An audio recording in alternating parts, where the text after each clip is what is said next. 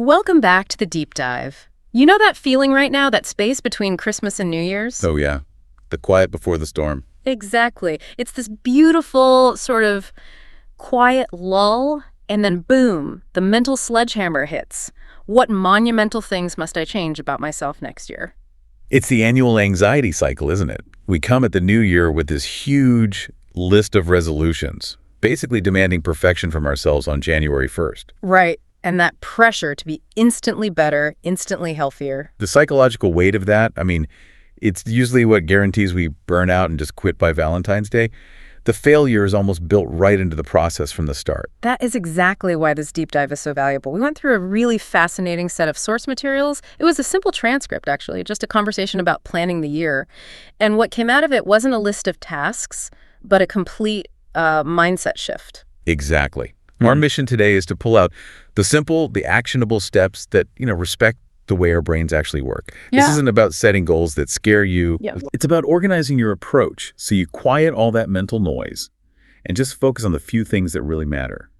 We're moving from overwhelming ambition to organized simplicity. Okay, let's unpack this.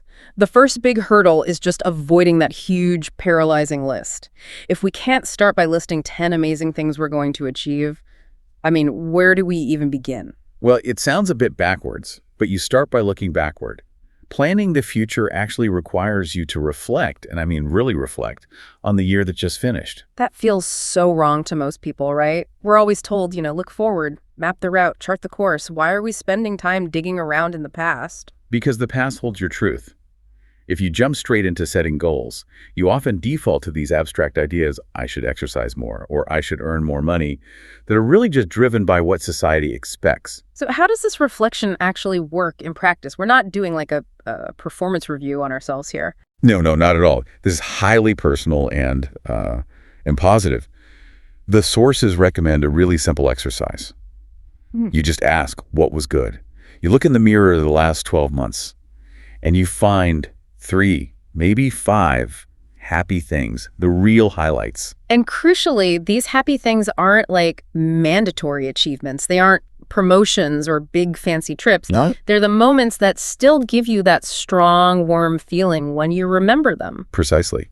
We saw an example in the sources, and the highlight wasn't some huge vacation. It was just going to the beach with family. Right. It was the feeling of the sun, the sound of the water, the relaxed laughter.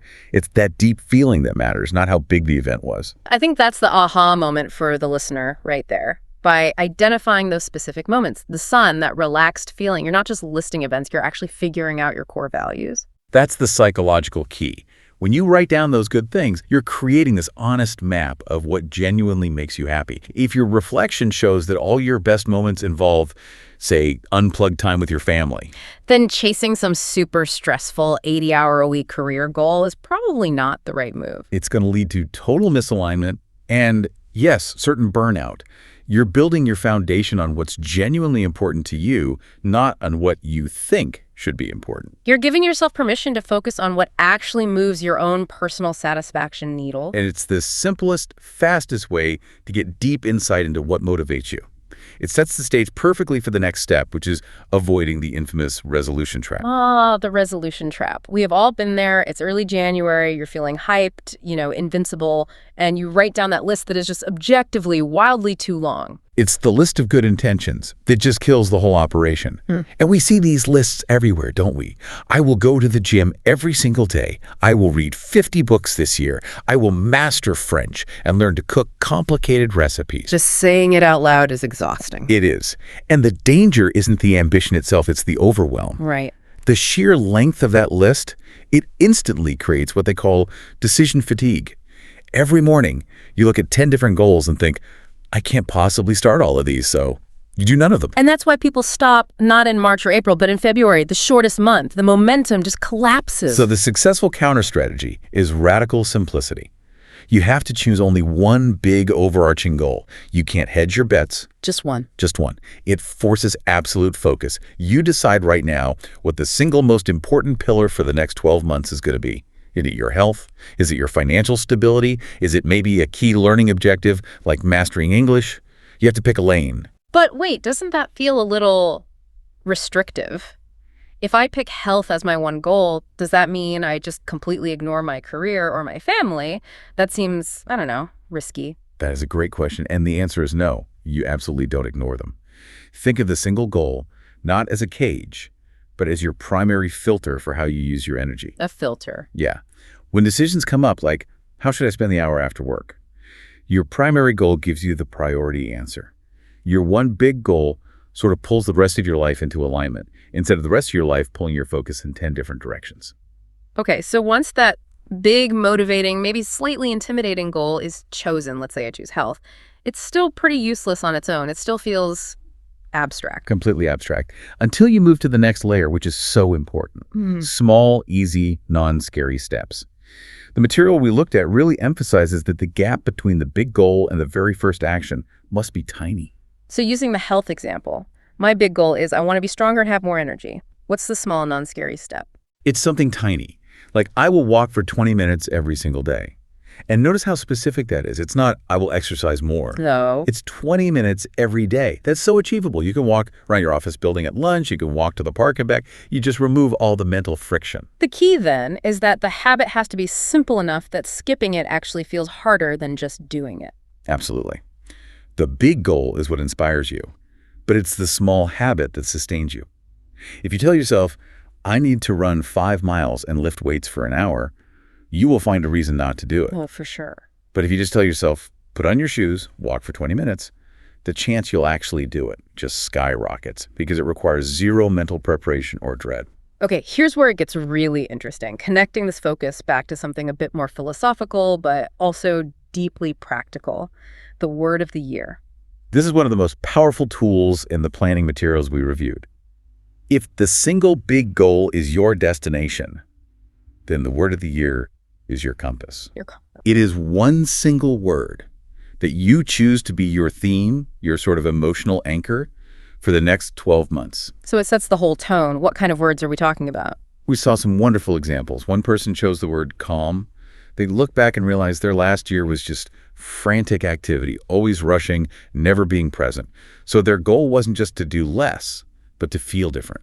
So calm became the lens for every decision. Should I take on that extra stressful project? Does this new commitment support calm? Exactly. And the other example was learn. That sounds broad, but the way they used it was actually super focused. How so? For them, learn wasn't about, academic study. It was about engaging with the world in a different way. It meant choosing to read more books about current events or trying to cook one complex new dish every month. The word just pushed them out of their comfort zone and into active engagement. This is the part I want to spend a second on. Yeah. How does this word actually translate into a daily, tangible action? How is it a decision filter? Okay, let's run a scenario. Let's say your word is growth. Now, it's Friday evening. You have a choice. You can binge watch a predictable TV show, or you could spend an hour researching a new investment strategy or practicing a difficult skill. Right. If your word is growth, then just being lazy, well, it's unacceptable. You have a clear framework. Which option serves my chosen theme? That's fascinating because it replaces that really complex internal debate, should I relax or should I work, with a single, simple question. It's like a neurological shortcut. It just streamlines the choice.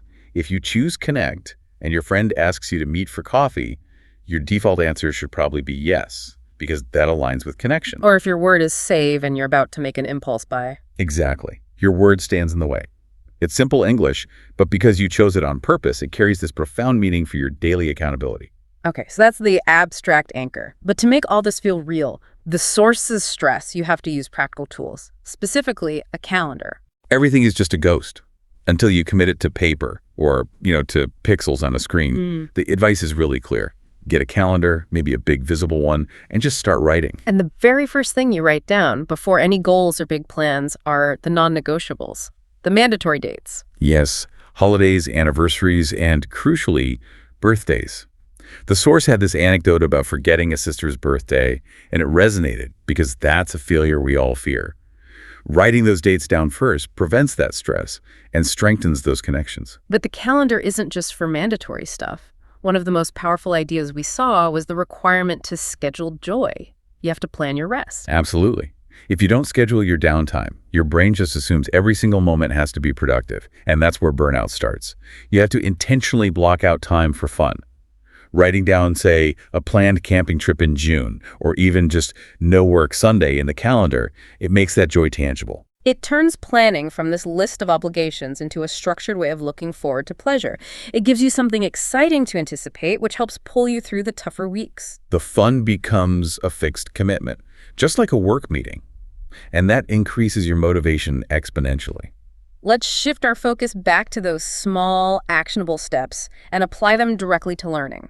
That's a really common area for these ambitious, abstract goals like, I will be perfect in English. Ugh, yeah. Abstract goals are just destined to fail because they don't give you a map. Success is all in the specific, practical habits. For a language learner, the material gave us two really concrete examples. One was time-based. I will listen to a podcast every Tuesday. It's tied to a day. It's specific. It's manageable. And the other was achievement-based. I will learn 5 new words every week. Now that seems insignificant. 5 words, it feels tiny compared to, the entire dictionary.